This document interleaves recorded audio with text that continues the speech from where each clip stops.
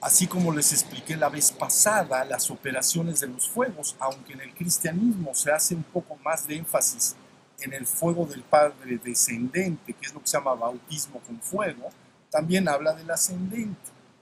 Entonces, ¿dónde Jesús termina revelando las operaciones de estos fuegos? Es en el Padre Nuestro. Está facilísimo. Porque fíjense, el cielo está arriba y la tierra está abajo. Nadie duda de eso, ¿verdad? Cielo, tierra. Entonces, el Padre lo que dice, el Padre Nuestro, pues, Padre Nuestro que estás, ¿dónde? Estás en el cielo. Ya vas a empezar a traer. Padre Nuestro que estás en el cielo, ¿qué? Santificado. Santificado sea tu nombre. Santificado, o sea, tú no hágase tu voluntad así en la tierra, entonces ya tiene que descender abajo y luego como en el cielo. Se hace una cosa que se llama circuito. ¿Ya vieron? Padre nuestro que estás en el cielo, venga a nosotros tu reino. Hágase tu voluntad en la tierra como en el cielo. Entonces los dos fuegos, tanto el descendente como el ascendente, entran en operación.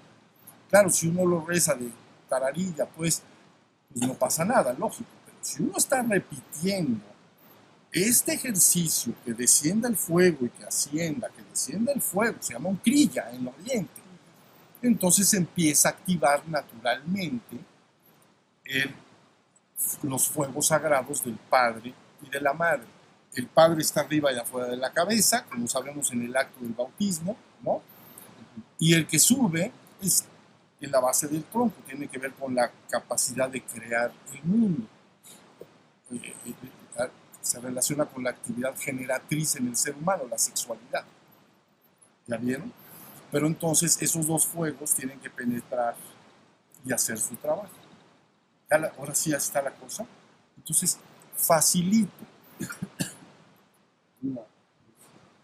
No, nomás que termine. Mira, la idea entonces es místicos cristianos de Oriente que desarrollaron en 2000 años, desarrollaron el eshikasmo, que es el vacío de la conciencia para lograr a través de un estado de éxtasis y desconectarse del cuerpo y de la mente, que el espíritu se desconecte y ascender de regreso al Padre.